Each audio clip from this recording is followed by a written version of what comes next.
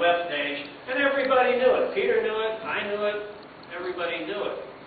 So at this point in time, to simply let my friends and neighbors know that I'm on the ballot and that there's a choice, I think is perfectly appropriate. Elections are about choices. I have people who have supported me over the years. I've represented the folks in this town for 4 years in the Congress. I've done a lot of good things for Enfield and for Asnuntuk, and these people across the board were saying, let everybody know you're on the ballot, give them a choice. I think that's perfectly fair. Thank you. The last audience question is directed to Mr. Simmons. Oh, I'm sorry, I apologize. Mr. Schiff, you have 30 seconds. Well, whether that's a good strategy or not, we'll see. It was pure genius. But, I mean, the bottom line is there was going to be a primary with or without Rob. I was in the thing. And, you know, I think Rob looked at some of the same things I did. I mean, despite all the money Lyndon was spending, she wasn't making any meaningful progress against Dick Blumenthal. And, you know, the more money she spends, the more you realize that she can't win. I mean, just like, you know, Rob said, when you spend all this money, you don't win. I mean, she paid her economic advisor $25 grand to write her economic plan. And she won't debate us. I try to see if I can get her economic advisor to come and debate about that plan. I want to go right to the source. But,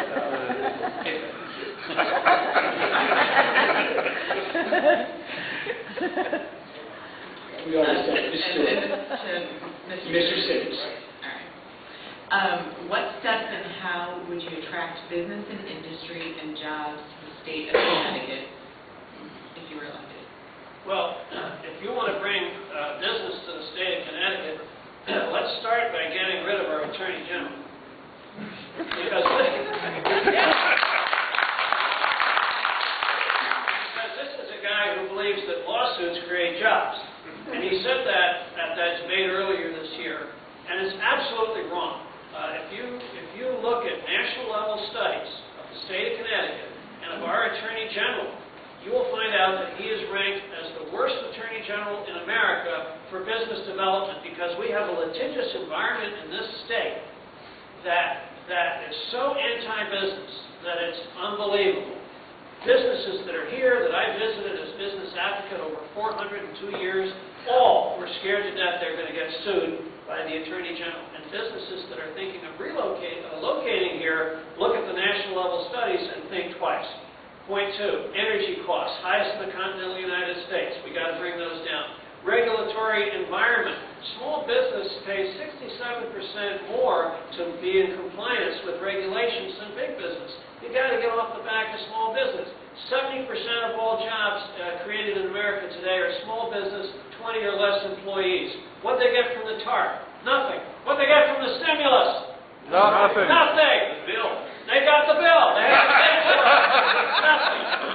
So 1 minute. I mean, I can't even begin to point out some of the problems that we have, all of which can be solved.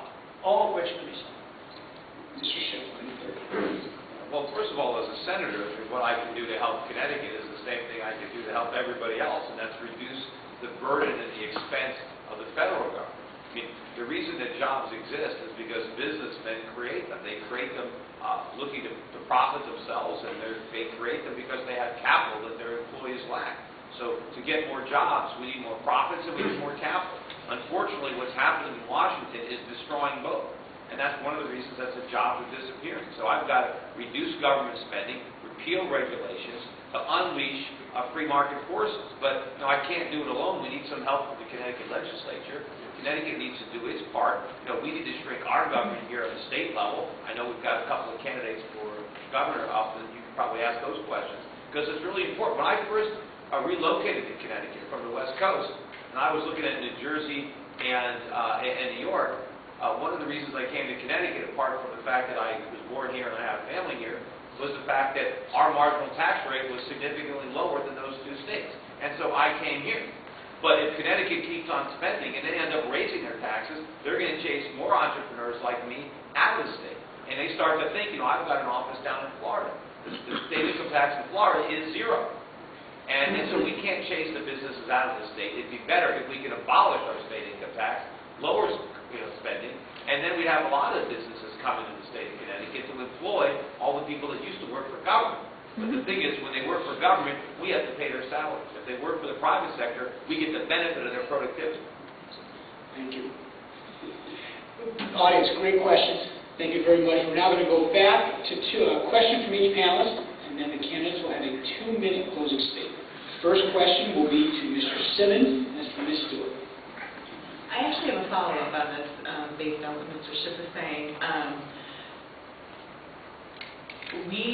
Connecticut gets 60 cents on every dollar it sends to Washington in taxes. As a senator, is it your job to bring back more money to the state of Connecticut? No, it's my job to keep that dollar here. So the problem is when we send a dollar to Washington, we only get 60 cents back. So as a senator, if I can keep that dollar in Connecticut, then Connecticut comes out on top. I mean, Connecticut is one of the states that is most hurt by this huge transfer of wealth through the federal government. Trying to, ask for federal aid, right? It's like trying to give yourself a blood transfusion from your left arm to your right arm, and you spill half the blood on the floor. I want to stop that insanity. I want to keep the money here in Connecticut so that we can invest in ourselves.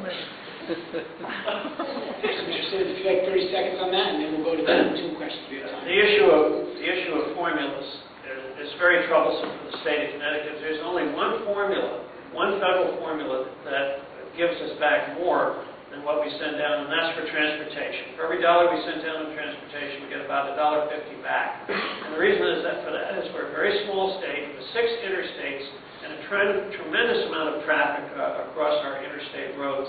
Here in the state of Connecticut. A lot of it drives through, not local, but drive through between Boston and New York. So that federal formula benefits us. No other federal formula benefits us. And that creates a huge challenge for us as elected officials, either in the House or in the Senate. How can we equalize that? Peter's proposal is to stop the dollar from going down in the first place. Easier said than done, although certainly worthy of the effort. My approach has been to try to reconfigure some of the formulas. That's not easy to do either. So it's a huge challenge for Connecticut, which is considered a rich state on the basis of its per capita income. But then you go to Hartford, New Haven, Bridgeport, Waterbury, or certain parts of eastern Connecticut that are by no means rich. And if you took Fairfield County out of Connecticut, out of the equation, our wealth factor would be about the equivalent of Kansas. Mr. Schiff, you have an extra minute at the end of the talk. Respond to that as well.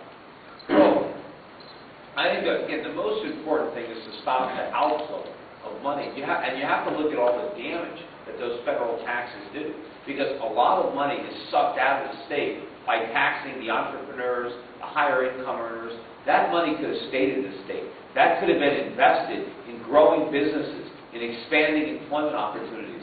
So if we can reduce the marginal rate of tax, then we will benefit disproportionately, because so much of our wealth is being redistributed to other states.